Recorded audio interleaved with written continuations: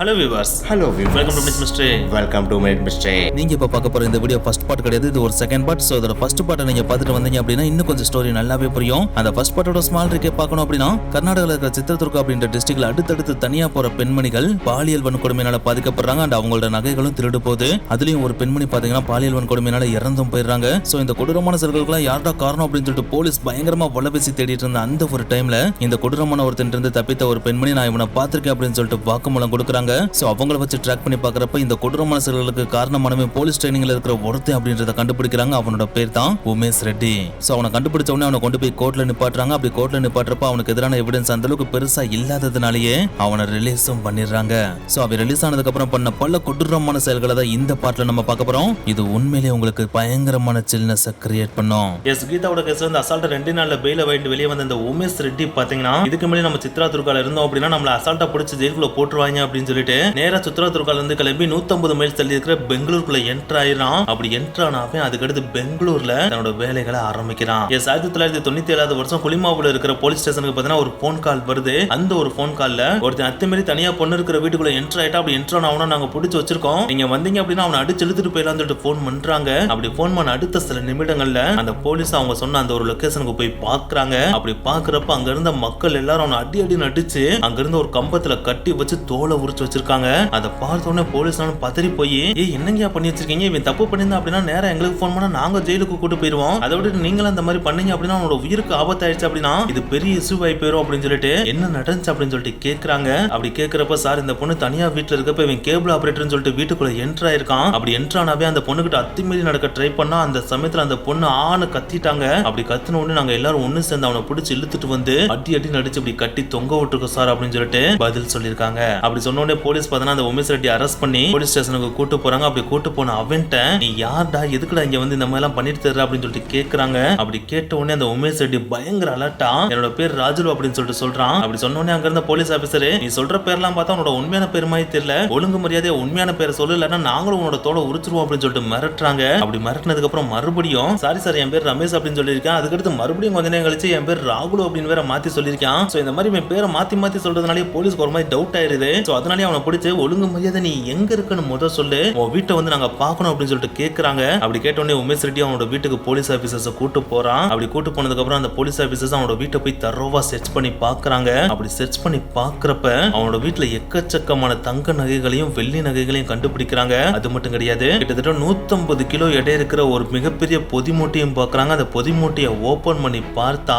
அது ஃபுல்லா பெண்களோட இன்னர் வியர்ஸா இருக்கு, அதாவது பெண்களோட உள்ளாடைகளா இருக்கு. சோ அதை பார்த்த உடனே குளிமாவு போலீஸ்னால விருத்தனமான ஒரு டவுட் கிரியேட் ஆயிருது. இவன் கண்டிப்பா ஒரு மிகப்பெரிய திருடனா தான் இருப்பான், இவனை நம்ம அடி அடி நடிச்சு விசாரிச்சோம் அப்படின்னா பல உண்மைகளை வெளியே கக்க வைக்கலாம் அப்படின்னு சொல்லிட்டு உடனே அவனோட வீட்டுல இருந்து கண்டுபிடிச்ச எல்லா எவிடன்ஸையும் எடுத்துட்டு இவனை தரத்தரன்னு போலீஸ் ஸ்டேஷனுக்கு எடுத்துட்டு போய் அடி அடி நடிச்சு விசாரிக்கிறாங்க. அப்படி விசாரிக்கிறப்பதான் சில உண்மைகளையும் வெளியே சொல்றான். அண்ட் இந்த ஒரு இடத்துல நீங்க ஒரு விஷயத்தை முக்கியமா நோட் பண்ணிக்கணும். ஏன்னா இது நடந்துட்டு இருக்க காலகட்டம் 1997, அதாவது 1997 காலகட்டம் இல்லையா. அந்த காலகட்டத்தில் கம்ப்யூட்டரைசர் அப்படின்ற ஒண்ணு கிடையவே கிடையாது. சோ அதனாலேயே 150 மைல் தள்ளி இருக்கிற சித்ரதுர்கால நடந்த எந்த ஒரு கிரைம் ஃபைல்ஸும் எந்த ஒரு கிரைம் கேசஸும் பாத்தீங்கன்னா அந்த அளவுக்கு பெருசா இந்த குளிமாவுல இருக்கிற போலீஸ்க்கு பெருசா தெரிஞ்சிருக்கிறதுக்கு வாய்ப்பே கிடையாது. சோ அதனாலேயே இந்த உமேஷ் ரெட்டி அப்படின்றவன் யார் அப்படின்ற இன்ஃபர்மேஷன் தெரியாம தான் இவங்களுக்கு கிடைச்ச சில எவிடன்ஸை வச்சு இவனை போலீஸ் ஸ்டேஷனுக்கு கூட்டு வந்து அடி அடி நடிச்சு கேக்குறாங்க. அதை வச்சு கேக்குறப்ப சில உண்மைகளை சொல்றான். அதுதான் என்னோட ரூம்ல இருந்து நீங்க இப்ப எடுத்த நகைகளை நான் எங்க இருந்து எடுத்தேன் அப்படின்றத சொல்றான். அதுல ஃபர்ஸ்ட் 18 ஜூன் 1997 வருஷம் வீணா அப்படின்ற ஒரு பொண்ணு தனியா வீட்டுக்குள்ள இருக்கப்ப அந்த பொண்ணு கிட்ட நான் அட்ரஸ் கேட்கற மாதிரி உள்ள போய் அந்த பொண்ணோட கழுத்தை நெரிச்சு அந்த பொண்ணை மிரட்டி அடிய போட்டு செக்ஸுவலி அசால்ட் பண்ணிட்டு அவங்க வீட்டுல இருக்கிற நகைகளை எடுத்துக்கிட்டு அதே நேரத்துல அவங்க வச்சிருக்கிற ஆடைகளையும் நான் தூக்கிட்டு வந்துட்டேன். அதுக்கடுத்து மறுபடியும் 16/6/1997 வருஷம் சந்தியா அப்படின்ற பொண்ணு வீட்டுல தனியா இருக்கப்ப அந்த வீட்டுக்குள்ள என்டர் ஆகி அதே மாதிரி அவங்களையும் தாக்கி அவங்கள செயினை வச்சு கழுத்தை நெரிச்சு அவங்களையும் செக்ஸுவலி அசால்ட் பண்ணிட்டு அவங்க வீட்டுல இருக்கிற நகைகள் அண்ட் அவங்களோட உள்ளாடைகள் எல்லாத்தையும் எடுத்துட்டு வந்துட்டேன். இது ஜஸ்ட் 2 பொண்ணுங்க தான். அதுக்கடுத்து நான் எக்கச்சக்க பொண்ணுங்க மேல கைய வச்சா அவங்க யாருமே அந்த அளவுக்கு எனக்கு பெருசா தெரியாது அப்படின்னு சொல்லிட்டு ஜாலியா கேசோலா பதில் சொல்லிருக்கான். இதை கேட்ட உடனே போலீஸ்களும் சொல்லுன்னு கோவம் வந்துருது. அவனை அடி அடி நடிச்சு இதுக்கு மேலே இவனை நம்ம சும்மா விட்டனா வேலைக்கு ஆகாது, இவனை கோர்ட்ல ப்ரொடியூஸ் பண்ணுவோம்னு சொல்லிட்டு கோர்ட்டு கூட்டு போலான்னு சொல்லிட்டு அவனை ஜீப்ல ஏத்திட்டு கார்ல கூட்டு போயிட்டு இருக்காங்க. அப்படி போயிட்டு இருக்கப்ப ஆள் நடமாட்டமே இல்லாத அபாண்டனான ரோட்ல அந்த ஜீப் போறப்ப சார் எனக்கு பாத்ரூம் அர்ஜென்ட்டா இருக்கு, கொஞ்ச நேரம் நிப்பானேன்னா நான் பாத்ரூம்ல இருந்துட்டு வந்துருவேன் அப்படின்னு சொல்லிட்டு போலீஸ்ட்ட கேட்கிறான். அது கேட்டோன்னே அங்க இருந்த போலீஸ் ஆபீசர்னாலும் சரி பாத்ரூம் தானே போறோம், உங்க கையில நாங்க விளங்க மாட்டிருக்கோம்ல, அதனால ஒரு பிரச்சனையும் கிடையாது அப்படின்னு சொல்லிட்டு சுற்றி தைல மரங்கள் நிறைஞ்சிருக்கிற தோப்புக்கு பக்கத்துல இருக்கிற ரோட்ல ஜீப்பை நிப்பாட்டி அவன் கையில இருக்கிற விலங்க சுற்றி செயினை மாட்டிட்டு அந்த செயினை இவங்க அவங்க பிடிச்ச மாதிரியே போய் பாத்ரூம் போயிட்டு வா அப்படின்னு சொல்லிட்டு அனுப்பி விடுறாங்க. அப்படி அனுப்பி விட்டோன்னே இவனும் மெல்ல மெல்ல மெல்ல மெல்ல பார்த்தா முன்னோக்கி போறான். அப்படி போனாவே கொஞ்சம் தூரம் அடைஞ்ச உடனே இதுதான்டா நம்மளுக்கான கரெக்டான டைம், இந்த டைம்ல தப்பிச்சு ஓடிடுறா அப்படின்னு சொல்லிட்டு அவங்க பிடிச்சிட்டு இருக்க செயினை சாரட்டுன்னு எழுதிட்டு அங்க இருந்து தெரிச்சு ஓட ஆரம்பிச்சிடறான். அதை பார்த்த உடனே போலீஸ்க்கு என்ன பண்றேனே தெரியல. ரோட்ல நின்று இருந்த அந்த போலீஸும் பார்த்தா தைல தோப்புக்குள்ள என்ட்ரு ஆகி அவனை துரத்துறாங்க. ஆனா என்னத்தை துரத்துனாலும் அவன் கண்ணிமிக்கிற நேரத்துல பயங்கர ஃபாஸ்டா ஓடி அவங்க கண்ணுல இருந்து மறைஞ்சு போயிடுறான். அப்படி மறைஞ்ச அன்னைக்கு நைட்டு பார்த்தீங்கன்னா ஒரு ஸ்பெஷல் ஃபோர்ஸ் ஃபார்ம்ல அந்த தைல தோட்டம் ஃபுல்லா கம்ப்ளீட்டா சர்ச் பண்ண சொல்றாங்க. அது அந்த ஸ்பெஷல் ஃபோர்ஸ் மட்டும் கிடையாது, அங்க லோக்கல்ல இருக்கிற எக்கச்சக்க மக்களையும் கையில டார்ச்சை கொடுத்து தைல தோட்டம் முழுக்க தேட சொல்றாங்க. ஆனா என்னத்தை தேடினாலும் அவன் அங்க இருந்து தப்பிச்சு எங்கேயோ மாயமா மறைஞ்சு போயிடுறான். இப்படி இவன் மறைஞ்சு போன அடுத்த 3 நாட்கள் கழித்து தான் சித்ரா துர்கா போலீஸ் ஸ்டேஷன்ல இருந்து இவங்க போலீஸ் ஸ்டேஷனுக்கு ஒரு சர்க்குலேஷன் வருது. அந்த ஒரு சர்க்குலேஷன்ல இவனோட போட்டோ பொறிக்கப்பட்டிருக்கு. அந்த போட்டோக்கு கீழே இவன் பண்ணின அட்டூழியங்களும் மென்ஷன் பண்ணப்பட்டிருக்கு. அதை பார்த்ததுக்கு அப்புறம் தான் அந்த குளிமாவு போலீஸ் ஸ்டேஷன்ல இந்த போலீஸ்காரங்களுக்கே தெரிய வருது, நம்ம பிடிச்சது கொடூரமான ஒரு அக்யூஸ்ட், அவனை நம்ம தப்பிக்க விட்டுட்டோம், இது நம்ம பண்ண மிகப்பெரிய தப்பு அப்படின்றத அப்பதான் அவங்களே ஃபீல் பண்றாங்க.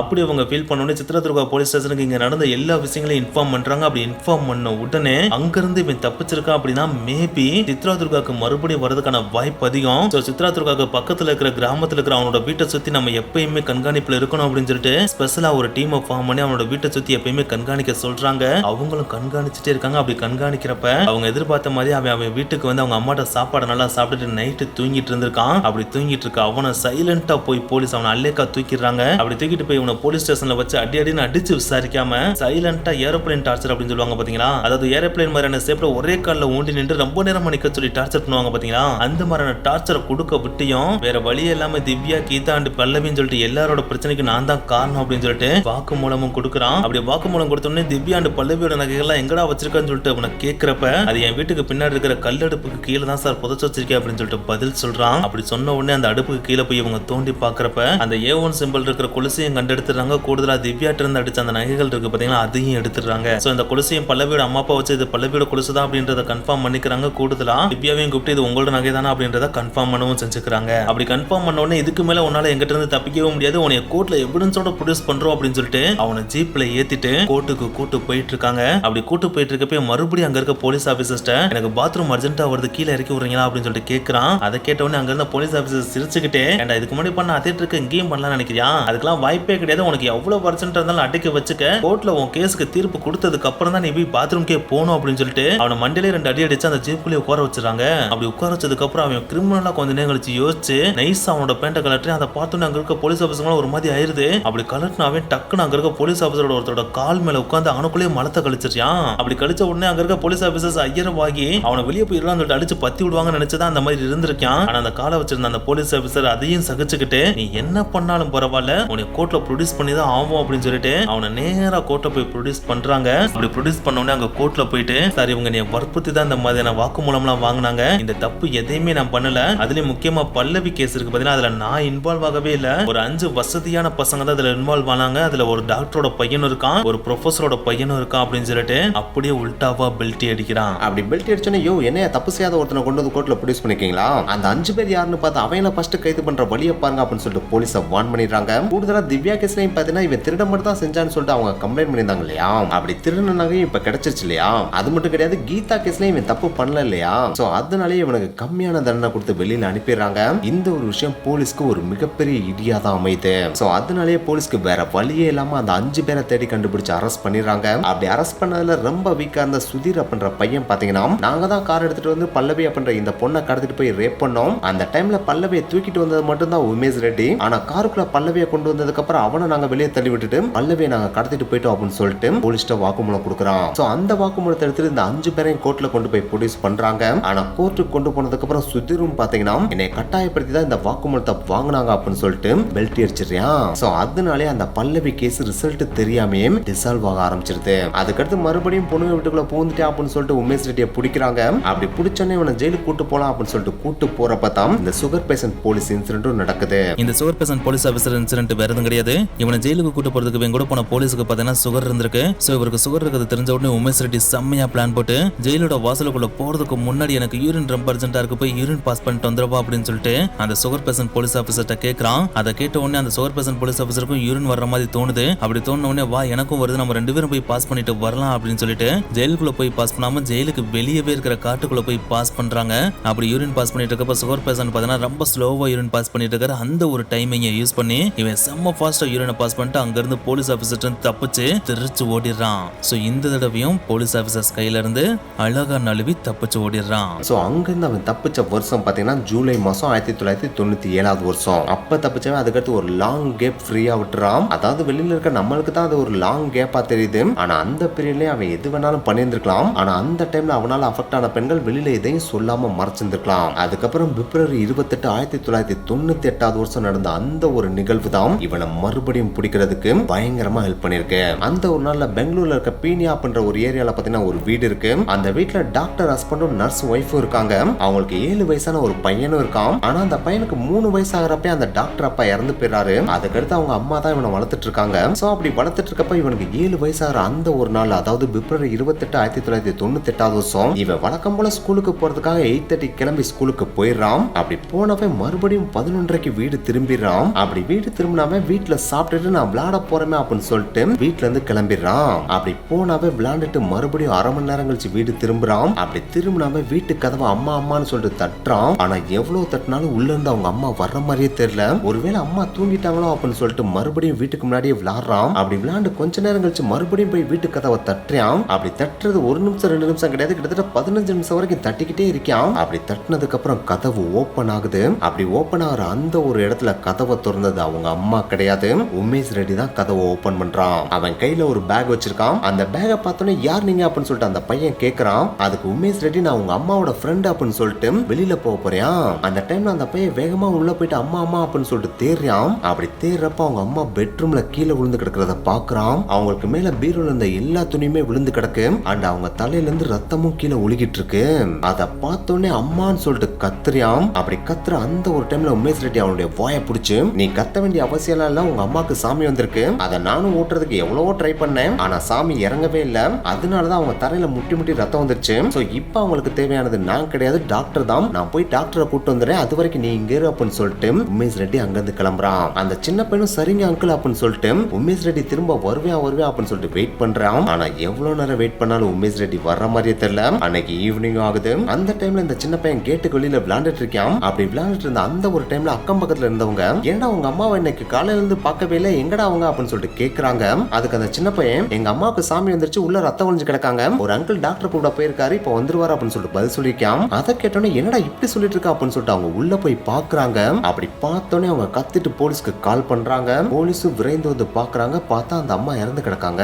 சோ உமேஷ் ரெட்டி இங்கேயும் அவனுடைய கொடூர தன்மையை காமிச்சிட்டு எஸ்கேப் ஆகி போயிடுறான். ஆனா அவன் இங்க விட்டுட்டு போன ஒரு மிகப்பெரிய எவிடன்ஸ் அந்த சின்ன பையன் தான். இதுதான் அவன் வாழ்க்கையை முடிக்கிறதுக்கு ஒரு முக்கியமான காரணமா இருக்க போகுது அப்படின்றது அந்த டைம்ல அவனுக்கு தெரியல. இப்படி இவன் பண்ண அடுத்த 4 நாள், அதாவது மார்ச் மாசம் 2ஆம் தேதி 1998 வருஷம் நித்யா அப்படின்ற கர்ப்பிணி பெண்மணி தனியா தன்னோட வீட்டுல இருக்கிறப்ப அந்த வீட்டுக்குள்ள என்டர் ஆகிற மாதிரி அட்ரஸ் கேட்டு போறான். அப்படி அட்ரஸ் கேட்டு போய் டோரை நாக் பண்ணி இந்த அட்ரஸ் தெரியுமா அப்படின்னு சொல்லிட்டு கேட்கிறப்ப அந்த பெண்மணி இந்த அட்ரஸ்லாம் எனக்கு தெரியாது அப்படின்னு சொல்லிட்டு டோரை லாக் பண்ண போறாங்க. அப்படி லாக் பண்ண போறப்ப அவனோட காலை வச்சு டோருக்கு நடுவில் வச்சிடறான். அப்படி வச்ச உடனே அந்த டோரை லாக் பண்ண முடியாது இல்லையா? அப்படி லாக் பண்ண முடியாதப்ப டக்குன்னு அந்த டோரை ஓபன் பண்ணி அந்த நித்யான்ற பெண்மணியோட கழுத்தை பிடிச்சி தரதரன்னு வீட்டுக்குள்ள இழுத்துட்டு போறான். அப்படி இழுத்துட்டு போய் அந்த பெண்மணியை நிப்பாட்டுற இடம் கிச்சனா இருக்கு. அந்த கிச்சன் போயிட்டு அந்த பெண்ணோட கழுத்தை நல்லா நெரிச்சு, நான் சொல்றத கேட்கல அப்படின்னா உனக்கு கொன்றுவேன் அப்படின்னு சொல்லிட்டு மிரட்டுறான். அப்படி மிரட்டுற அந்த ஒரு டைம்ல அந்த நித்யா அப்படின்ற கர்ப்பிணி பெண்மணி தன்னோட கையை வச்சு அந்த கிச்சன்ல அங்கிட்டு இங்கிட்டு சொல்லிட்டு அலசி கடைசியா குக்கரை கையில எடுத்துறாங்க. அப்படி எடுத்த உடனே டம்முன்னு அவனோட மண்டையில அடிக்கிறாங்க. அப்படி அடிச்ச உடனே அவன் அன்கான்சியஸ் ஆயிரான். அப்படி அன்கான்சியஸ் ஆன உடனே இவங்க குடுகுடுன்னு வெளியே ஓடி போய் ஹெல்ப் காலை கூப்பிடுறாங்க.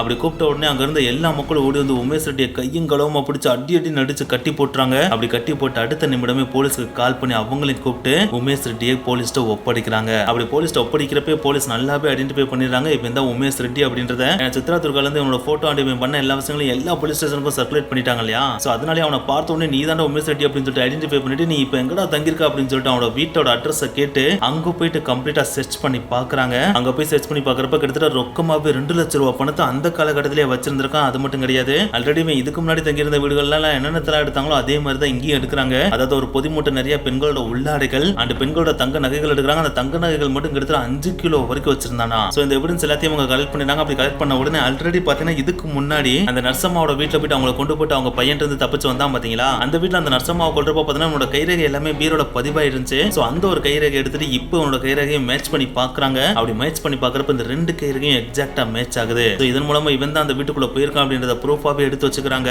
கூடுதலா அந்த நர்சம்மாவோட பையன் இருக்கான் பாத்தீங்கன்னா அவன் உமேஷ் ரெட்டி நல்லா பாத்துருந்தான். இருக்கான் இல்லையா, சோ அதனால அந்த பையனையும் போலீஸ் ஸ்டேஷனுக்கு கூப்பிட்டு சில ப்ராடக்ட்ஸை காமிக்கிறாங்க. அந்த ப்ராடக்ட்ஸ் எல்லாமே பாத்தீங்கன்னா இப்போ இந்த உமேஷ் ரெட்டி தங்கி இருக்கிற ரூம்ல இருந்து எடுத்துட்டு வந்திருக்காங்க. அதாவது டிவி சிடி பிளேயர் சொல்லிட்டு எக்கச்சக்கமான ப்ராடக்ட் எடுத்து வந்து வச்சிருக்காங்க. அந்த ப்ராடக்ட் எல்லாத்தையுமே அந்த பையன்ட்ட காமிச்சு இது எல்லாமே உங்க வீட்ல இருந்து திருட்டு போனதா அப்படின்னு சொல்லிட்டு கேக்குறாங்க. அதை பார்த்த உடனே அந்த சின்ன பையன் ஆமா சார் இது எல்லாமே எங்க வீட்ல இருந்து தான், இதுதான் சார் காணாம போயிடுச்சு அப்படின்னு சொல்லிட்டு சொல்றான். அப்படி சொன்ன உடனே அப்ப இது எல்லாத்தையும் இவன் தான் ரூம்ல எடுத்து போய் வச்சிருக்கான்றதையும் கன்ஃபார்ம் பண்ணிடுறாங்க. அப்படி கன்ஃபார்ம் பண்ண உடனே அந்த உமேஷ் ரெட்டிக்கு முன்னாடி அந்த சின்ன பையனை கூட்டு போய் நிக்க வச்சு இவன் யாருன்னு தெரியுதா அப்படின்னு சொல்லிட்டு போலீஸ் கேக்குறாங்க. அதை கேட்ட உடனே அந்த சின்ன பையன் சார் இவன் தான் சார் அன்னைக்கு எங்க வீட்ல இருந்து உள்ள இருந்து வெளியே வந்தவன் அப்படின்னு சொல்லிட்டு பதிலும் சொல்றான். சோ கண்ணால கண்ட சாட்சி இப்ப இந்த சின்ன பையனும் பாத்தீங்கன்னா எவிடன்ஸா வந்து உட்கார்ந்துறான். அதுக்காக பிப்ரவரி 2 மார்ச் மாசத்துக்குள்ள இந்த 2 பேர்ட்ட மட்டும் தான் இந்த மாதிரி பண்ணிருக்கா அப்படின்லாம் கிடையாது. ஆல்ரெடி பிப்ரவரி 19ஆம் தேதியே பாத்தீங்கன்னா அமிர்தா ஃபாத்திமா அப்படின்னு சொல்லிட்டு 2 குடும்ப பெண்மணிகள்ட்டும் இதே மாதிரியான சில்மிசங்களை பண்ணிருக்கான். அவங்ககிட்ட இருந்து எக்கச்சக்கமான நகைகள் பணங்கள் அண்ட் அவங்களோட உள்ளாடைகள் எல்லாத்தையும் எடுத்துட்டு வந்திருக்கான். அவங்களை செக்ஸுவலி அசால்ட்டும் பண்ணிருக்கான். ஆனா அவங்க எல்லாருமே குடும்ப பெண்கள் அப்படின்றதுனால தன்னை ஒருத்தர் இந்த மாதிரி பண்ணிட்டா அப்படின்னு வெளியே சொன்னா அது அவங்களுக்கு அசிங்கம் அப்படின்றதுனால அவங்க யாருமே பாத்தீங்கன்னா சாட்சி சொல்றதுக்கு முன்னாடி வரல. போலீஸ் ஒரு கம்ப்ளைண்டாவும் பதிவும் பண்ணல. சோ குடும்ப பெண்களோட வீக்னஸ் புரிஞ்சு வச்சுக்கிட்டே தான் இந்த மாதிரியான வேலைகளை அவன் இந்த மாதிரி எக்கச்சக்கமான பெண்கள்ட்ட காமிச்சிட்டு இருந்திருக்கான். அதுலயும் தொடக்க காலகட்டத்தில் பாத்தீங்கன்னா பப்ளிக்லயே இந்த மாதிரியான விஷயங்களை பண்ணவே இனிமேல் நம்ம பப்ளிக்ல பண்ணா மாட்டிக்கிறோம் அப்படின்னு தெரிஞ்சுக்கிட்டு தான் குடும்ப பெண்களை அதுக்கடுத்து பெங்களூர்ல வந்து டார்கெட் பண்ணிருக்கான். அதுவும் எப்படி டார்கெட் பண்ணிருக்கான் அப்படின்னா இவன் ஒரு வீட்டுக்குள்ள என்ட்ரா அப்படின்னா மேக்ஸிமம் எந்த டைம்ல என்ட்ரா ஆவானா காலையில 11 மணில இருந்து சாயந்தரம் 3 மணிக்குள்ள மட்டும் தான் என்ட்ரா ஆவான். ஏன்னா அந்த டைம்ல தானே வீட்டுல இருக்கிற ஆண்கள் எல்லாருமே வேலைக்கு போயிருவாங்க. சோ அந்த டைம்ல தான் பெண்கள் தன்னோட வீட்டுக்குள்ள தனியா இருப்பாங்க இல்லையா. சோ அந்த டைம்ல என்ட்ரானா அவனுக்கு தேவையான எல்லா விஷயங்களும் பண்ணவும் செஞ்சுக்கலாம். அதே நேரத்தில் வீட்டுக்குள்ள இருக்கிற நகைகள் எல்லாத்தையும் கொள்ளையடிச்சிட்டு வந்துடலாம் இல்லையா. அதனாலதான் முதல்ல இந்த மாதிரி டைம் சூஸ் பண்ணி அதுலயும் எந்த பெண்கள்லாம் தனிமையில இருக்காங்க அப்படின்றத நல்லா நோட் பண்ணி தான் இவன் பெண்களை சூஸ் பண்ணி இந்த மாதிரி வேலைகளை பண்ணிட்டு தெரிஞ்சிருக்கான். அதுக்கடுத்து 1998 இருந்து 2002 வருஷம் வரைக்கும் உமேஷ் ரெட்டியை ஜெயில் டு கோர்ட் சொல்லிட்டு கூட்டு போயிட்டு வந்துட்டே இருந்திருக்காங்க. அப்படி கூட்டு போயிட்டு வர இன்பிட்வீன் கேப்லயே பார்த்தா உமேஷ் ரெட்டி எப்படியாச்சும் தப்பிச்சலாம்னு சொல்லிட்டு எக்கச்சக்க தடவை ட்ரை பண்ணவும் செஞ்சிருக்கான். ஆனா அந்த எந்த முயற்சியிலுமே உனக்கு வெற்றி கிடைக்கவே இல்லை. அதுல ஒரு தடவை உனக்கு ட்ரீட்மெண்ட்டுக்காக ஹாஸ்பிட்டலுக்கு கூட்டு போறப்ப கூட பாத்தீங்கன்னா அந்த ஹாஸ்பிட்டல் இருந்து தப்பிக்கிறதுக்கும் ட்ரை பண்ணிருக்கான். ஆனா அப்பயும் இவன் தப்பிக்க முடியாம மாட்டிக்கிட்டான். அது மட்டும் கிடையாது, ஜெயில இருக்கிறப்பே கூட பாத்தீங்கன்னா ஒரு தடவை ஜெயிலோட காம்பவுண்ட் வால்ல இருந்து ஏறி தப்பிச்சு ஓடலாம் சொல்லிட்டு ட்ரை பண்ணி இருந்திருக்கான். அப்பயும் போலீஸ்ட வசமா மாட்டிக்கிறான். ஆனா எனக்கு தான் இந்த மாதிரி தப்பிக்கிற முயற்சியில இவன் எக்கச்சக்க தடவை மாட்டாலும் தான் தப்பிக்கிற முயற்சி எப்பவுமே கைவிடக் கூடாது அப்படின்றதுக்காகவே மறுபடியும் ட்ரை பண்ணிட்டே இருந்தா. அப்படி ட்ரை பண்ணதோட பலனா ஒரே ஒரு தடவை பாத்தீங்கன்னா இவன் ஜெயில இருந்து கோர்ட்டுக்கு கூட்டு போறப்ப எனக்கு உடம்பு சரியில்லை ரொம்ப ஃபீவரா இருக்குன்னு சொல்லிட்டு ரொம்ப நடிச்சிருக்கான். அப்படி நடிக்க விட்டியும் சரி பரவாயில்ல இவனை நம்ம பஸ்ல கூட்டு போவோம்னு சொல்லிட்டு 2 போலீஸ் அதிகாரிகள் கையில ஆயுதத்தை கொடுத்து இவனை கூடயே கூட்டு போங்க அப்படின்னு சொல்லிட்டு பஸ்ல ஏத்தி விடுறாங்க. அவங்களும் பாத்தீங்கன்னா அவனை பஸ்ல கூட்டிட்டு போறாங்க. அப்படி கூட்டு போறப்ப வழியில பசிக்குது அப்படின்னு சொல்லிட்டு ஒரு ஹோட்டல் இறங்கி சாப்பிடலாம்னு சொல்லிட்டு அவனையும் கூட்டிட்டு கீழே இறங்குறாங்க. அப்படி இறங்குற அந்த ஒரு டைம்ல சார் எனக்கு ரொம்ப அர்ஜென்ட்டா இருக்கு பாத்ரூம் போயிட்டு வரேன் அப்படின்னு சொல்லிட்டு நைஸா சைடுல போய் பாத்ரூம் போற மாதிரி போய் காம்பவுண்ட் வால் ஏறி குதிச்சு அங்க இருந்து போலீஸ் இருந்து தப்பிச்சு ஓடிடுறான். சோ இந்த ஒரு எஸ்கேப் பாத்தீங்கன்னா சென்சேஷனலான ஒரு நியூஸா மாற ஆரம்பிக்குது. அதுவும் அந்த காலகட்டத்துல தான் பாத்தீங்கன்னா எக்கச்சக்கமான பிரைவேட் சேனல்ஸ்ல கிரைம் சீரிஸ் அப்படின்னு சொல்லிட்டு ரியல் கிரைம் ஸ்டோரி எடுத்து அவங்களே ஒரு டாக்குமெண்ட்ரியா கன்வெர்ட் பண்ணி போட ஆரம்பிச்சாங்க. அதுல உமேஷ் ரெட்டியை பத்தின இன்ஃபர்மேஷனை கலெக்ட் பண்ணி இவன் ரொம்ப கொடூரமான ஒரு ஆளு, எக்கச்சக்க பெண்களோட வாழ்க்கையில விளையாடுறான், எக்கச்சக்க பெண்களோட வாழ்க்கையை அழிச்சிருக்கான். இவன் ஒரு மான்ஸ்டர். அப்படிப்பட்ட இந்த ஒரு மான்ஸ்டர் போலீஸ் பிடிக்க தவறி மறுபடியும் அவனை தப்பிக்க விட்டாங்க. அவன் பெங்களூர்ல நடமாடுற ஒவ்வொரு நிமிடமும் பெங்களூர்ல இருக்கிற ஒவ்வொரு பெண்களுக்கும் பாதுகாப்பே கிடையாது. சோ போலீஸ் அவனை பிடிக்கலாட்டியும் பரவாயில்ல, பெண்கள் நீங்க தான் உங்களோட பாதுகாப்பை உறுதி செஞ்சுக்கணும். சோ பெண்கள் நீங்க தனிமையில வெளியே போகாதீங்கன்னு சொல்லிட்டு நிகழ்ச்சியை வெளியிடுறாங்க. அப்படி வெளியிட்டதுல இருந்து பெங்களூர் இருக்கிற எல்லா பெண்களுமே உச்சக்கட்ட பதற்றத்தையும் பயத்தையும் அடையிறாங்க. சோ இந்த ஒரு பயத்துல இருந்து மக்களை வெளியே கொண்டு வரணும் அப்படின்னா நம்ம உமேஷ் ரெட்டியை பிடிச்சா மட்டும் தான் மக்கள்கிட்ட நம்பிக்கையும் பெற முடியும் அப்படின்னு சொல்லிட்டு பெங்களூர் போலீஸ் பார்த்தா உமேஷ் ரெட்டியோட போட்டோவை பப்ளிக்கா வெளியே விட்டு இவனை பத்தின இன்ஃபர்மேஷன் நீங்க கொடுத்தீங்க அப்படின்னா உங்களுக்கு ரிவார்டு கொடுக்குறோம் அப்படின்னு சொல்லிட்டு அனௌன்ஸ் பண்றாங்க. அப்படி அனௌன்ஸ் பண்ண சில மாதங்கள் கழிச்சு அதாவது 17th மே 1998 வருஷம் ஒரு ஆட்டோக்காரர் பார்த்தீங்கன்னா போலீஸ் ஸ்டேஷனுக்கு கால் பண்ணி சார் உங்க போலீஸ் ஸ்டேஷனுக்கு எதிர்த்தாப்புல இருக்கிற சலூன்ல தான் இப்போ உமேஷ் ரெட்டி முடி வெட்டிட்டு இருக்கான். சோ நீங்க இப்போ போனீங்க அப்படின்னா அவனை கையும் களமா பிடிச்சிடலாம் அப்படின்னு சொல்லிட்டு சொல்றாரு. அப்படி சொன்ன உடனே போலீஸ்காரங்க உண்மையதான் சொல்றேன் உமேஷ் ரெட்டியை தான் பாத்தியா இல்ல வேற யாரையும் பாத்தியா? ஏன்னா ஒவ்வொரு நாளும் ஒன்ன மாதிரி 100 இருந்து 200 பேர் கால் பண்றானுங்க. ஆனா அப்படி கால் பண்ணதுக்கு அப்புறம் அங்க போய் பார்த்தா அது உமேஷ் ரெட்டியாவே இல்ல. உண்மையிலே நீ பார்த்தது உமேஷ் ரெட்டியா அப்படின்னு சொல்லிட்டு கேக்குறாங்க. அதுக்கு அந்த ஆட்டோக்காரர் 100% ஷூர் சார் அவன் உமேஷ் ரெட்டி தான், நீங்க இப்போ போனீங்கன்னா அவனை பிடிச்சலாம் அப்படின்னு சொல்லிட்டு இன்ஃபார்ம் பண்றாரு. அப்படி இன்ஃபார்ம் பண்ண உடனே 10 இருந்து 15 போலீஸ்காரங்க அந்த சலூன் கடைக்கு அனுப்பி விடுறாங்க. ஆனா இந்த போலீஸ்காரங்க அந்த சலூன் கடையை ரீச் பண்றதுக்குள்ளேயே உமேஷ் ரெட்டி அங்க இருந்து கிளம்பி போயிட்டான். சோ எந்த பக்கம் கிளம்பி போனான்னு சொல்லிட்டு சலூன் கடைக்காரங்க கேட்டு அவனை ஃபாலோ பண்ணி போய் கடைசியில அவன் ரயில்வே ஸ்டேஷனை ரீச் பண்றதுக்குள்ளேயே அவனை கையும் களவுமா பிடிச்சிடுறாங்க. ஆனா அப்படி பிடிச்ச உடனே அவன் பயங்கரமான நடிப்பை போடுறான். நீங்க யாரும் நினைச்சு நீ பிடிச்சிட்டு இருக்கீங்க, நீங்க எதிர்பார்க்கிற ஆளு நான் கிடையாது, நான் ஒரு அப்பாவியான ஆளு அப்படின்னு சொல்லிட்டு வெறித்தனமா நடிக்கிறான். அப்படி நடிக்கிறோட மட்டும் இல்லாம அவன் மனநலம் குன்றுனவன் மாதிரி நடிக்க ஆரம்பிக்கிறான். இந்த மாதிரி ஏன்டா நடிக்கிறான்னு சொல்லிட்டு போலீஸ்க்கே புரியல. அதுக்கப்புறம் லாயரை வச்சு கேட்கறப்பதான் அவங்களுக்கே தெரியுது ஒருத்தன் மனநலம் குன்றியவனா இருக்கான் அப்படின்னா அவன் செய்யற தப்பா இருந்தாலுமே அவனுக்கான தண்டனை கம்மியா கிடைக்கும் அப்படின்றதுனாலதான் இவன் இந்த மாதிரி நடிக்கவே செய்யறான் அப்படின்றதே அவங்க சொல்லியிருக்காங்க.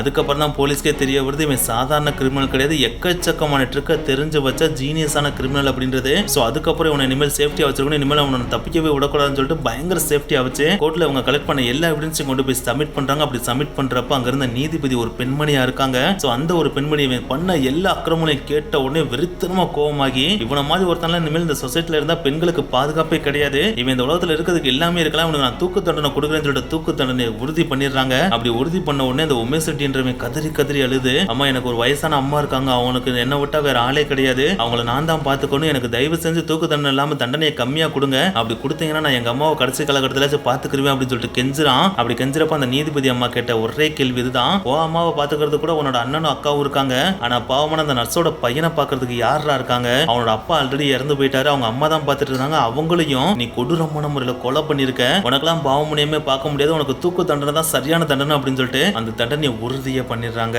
ஆனா அப்படி உறுதி பண்ணதுக்கு அப்புறமும் இந்த உமேஷ் ரெட்டி சும்மா விடுற மாதிரி தெரியல, எப்படியாச்சும் இந்த தண்டனையை கம்மி பண்ணியே ஆகணும்னு சொல்லிட்டு அதுக்கடுத்து ஹைகோர்ட்ல போயிட்டு மேல்முறையீடு பண்றான். ஆனா அங்கேயும் தூக்கு தண்டனையை உறுதி பண்றாங்க. அதுக்கடுத்து சுப்ரீம் கோர்ட்ல போயிட்டு மேல்முறையீடு பண்றான், அங்கேயும் தூக்கு தண்டனையை உறுதி பண்றாங்க. ஆனா அப்படியும் விடுற மாதிரி தெரியல. அதுக்கடுத்து கருணை மனுவும் போறான், அதுக்கடுத்து மறுபடியும் ரீஅப்பீலும் பண்றான். அப்படி ரீஅப்பீல் பண்ணி கடைசியா ஒரு நீதிபதி இவனோட வழக்கு எடுத்து பார்த்துட்டு இவனுக்கு தண்டனை கொடுக்கறது சரிதான், ஆனா தூக்கு தண்டனை அளவுக்கு நம்ம போக வேண்டிய அவசியம் இல்ல, இவனுக்கு ஆயுள் தண்டனையை கொடுக்கலாம்னு சொல்லிட்டு தூக்கு தண்டனையை கம்மி பண்ணி இவனுக்கு ஆயுள் தண்டனையை கொடுத்துட்டாங்களாம். சோ அத்தனை பெண்களோட வாழ்க்கையில விளையாடனவே, அத்தனை பெண்களை கொலை செஞ்சவே, அத்தனை பெண்களை பயத்திலேயே வாழ வச்ச இவனுக்கு மரண தண்டனையை கொடுத்தது சரியா இருக்குமான்றத நீங்களே கீழே கமெண்ட் பண்ணுங்க. இப்போ வரைக்கும் கூட பார்த்தீங்கன்னா இந்த உமேஷ் ரெட்டி அப்படின்ற இந்த பெல்காம் அப்படின்ற சென்ட்ரல் பிரிசன்ல தன்னோட வாழ்நாட்களை கைதியா கழிச்சிட்டு இருக்கதா சொல்லப்படுது. ஓகே गाइस, இந்த வீடியோ உங்களுக்கு பிடிச்சிருந்தா லைக் பண்ணுங்க, ஷேர் பண்ணுங்க, போகும்போது மறக்காம மினிட்ஸ் மெசேஜ் சேனலை சப்ஸ்கிரைப் பண்ணுங்க. நெக்ஸ்ட் வீடியோ மீட் பண்ணலாம். பை.